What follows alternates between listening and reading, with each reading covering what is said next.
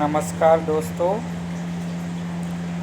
मैं रणविजय निषाद आपके बीच में फिर से एक छोटा सा संदेश और छोटे से विचार साझा करने के लिए इस वीडियो को प्रेषित कर रहा हूँ। हमारा असल जीवन क्या है और हम जीवन में कैसे पहचाने जाते हैं। सच में हम और आप समाज में किसी को हिंदू, मुस्लिम, सिख, ईसाई इत्यादि किसी को छोटा, बड़ा, गरीब, ब्राह्मण, क्षत्रिय, वैश्य, शूद्र इन सब बातों को लेकर टिप्पणियाँ करते रहते हैं,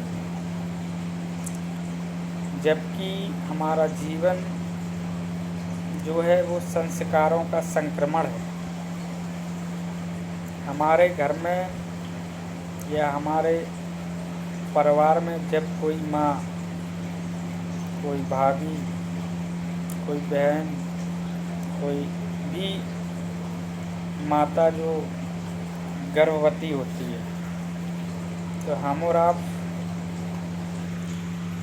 सिर्फ कल्पनाएं करते हैं कि माता को लड़की होगी या लड़का होगा, लेकिन ये हम लोगों को निश्चित नहीं होता है। सिर्फ कल्पना करते हैं कि लड़का होगा या लड़की। लेकिन जिस क्षण बच्चा पैदा होता है, उस क्षण ना तो हम लड़का देखते हैं ना लड़की देखते हैं। सर्वप्रथम हम देखते हैं तो उसकी नाड़ी। सबसे पहले हम उसकी नाड़ी देखते हैं कि वो उसकी सांसें चल रही हैं या नहीं चल रही। इसके बाद हम लड़का या लड़की बताते हैं, क्योंकि कोई चीज़ जिंदा होगी, जिसकी सांसें चल रही होंगी, तभी तो किसी चीज़ को बताने में अच्छा लगेगा, लोगों को शेयर करने में अच्छा लगेगा। तो इसलिए हम क्या देखते हैं, ना तो लड़का देखते हैं ना लड़की देखते हैं, सिर्फ उसकी नाड़ी देखकर उसकी सांसों को देखते हैं कि सांसें चल रही हैं या नहीं चल रही हैं। वही बच्चा हम लोग छोटे में उसको नन्ना, मुन्ना, बेबी, टिंकू, मिंकू इत्यादि नामों से पुकारते हैं। उसी टिंकू को आप किसी महात्मा के घर धराएं, किसी महात्मा के घर रखाएंगे तो वही टिंकू एक दिन बड़ा होकर महात्मा बन जाएगा। उसी बच्चे को हम किसी भी ब्राह्मण के घर रखे आएँ तो वह ब्राह्मण जाति का हो जाएगा। उसी बच्चे को हम किसी नेता के घर धराएं तो उसके अंदर नेताओं का संस्करण आए। उसी बच्चे को हम किसी आतंकवादी के घर रखे आएँ तो वो आतंकवादी बन जाएगा। अर्थात हम उस बच्चे को किसी नाई के घर रखाएं तो वो नाई बनेगा। जातिगत कोई व्यक्ति किसी भी जगह से पैदा नहीं होता है। उसके संस्कारों को उसको जैसे संस्कार दे दिए जाते हैं, वह व्यक्ति बड़ा होकर वही बन जाता है। जब व्यक्ति बड़ा बनता है तो अपने को बड़ा बनाने के लिए किसी की ज़मीन हड़पता है, किसी गरीब को सताता है, किसी के मकान छीनता है, किसी के हक को छीनता है, क्योंकि उसको अपनी ज़ोर ज़बरदस्ती और अपने पावर के बल पर कुछ भी हासिल कर लेता है। कई मकान, सैकड़ों दुकान कर लेता है, सैकड़ों गाड़ियाँ कर लेता है।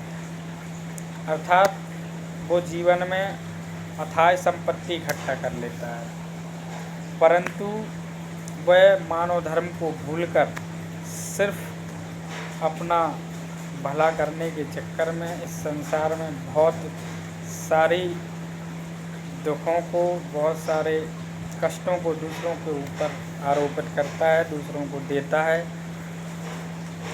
परंतु जब वह व्यक्ति इस संसार से जाता है तो उसकी पहचान कैसे करते हैं कि यह मर गया। उसकी भी पहचान जब हम और आप करते हैं तो उसकी नाड़ी देखते हैं कि नाड़ी चल रही है या नहीं चल रही है, सांसें चल रही हैं या नहीं चल रही हैं। अर्थात जब व्यक्ति इस जीवन में आया, इस संसार में आया, तो हमने क्या देखा कि उसकी सांसें चल रही हैं या नहीं चल रही हैं। जब वो व्यक्ति इस संसार से गया तो क्या देखा, उसकी सांसें चल रही हैं या नहीं चल रही हैं। अर्थात ये पूरा जीवन सांसों का खेल है। फिर भी हम और आप इसका गलत, उसका बुरा, इसका छीनना, उसका छीनना में लगे रहते हैं।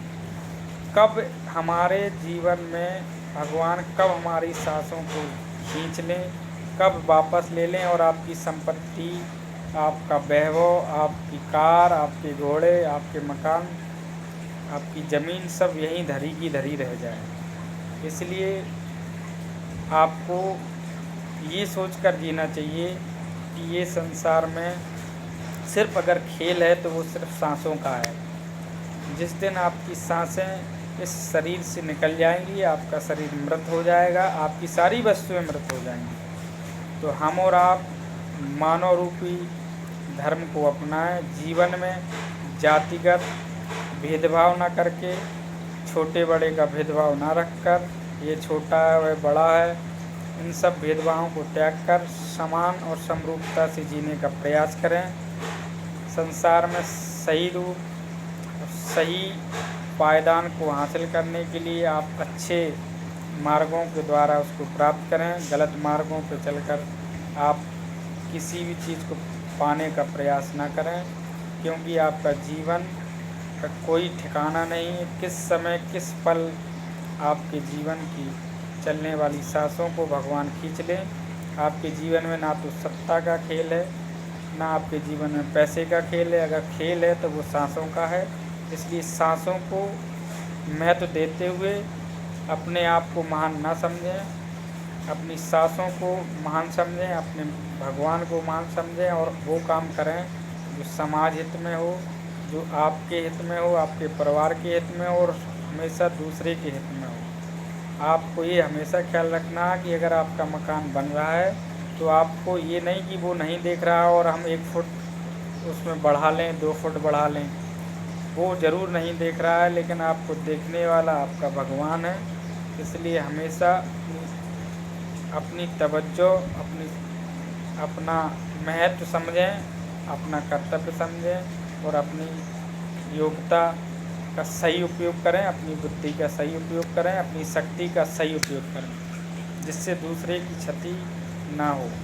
इसी बाणी साथ मैं अपने वचनों को इसी टाइप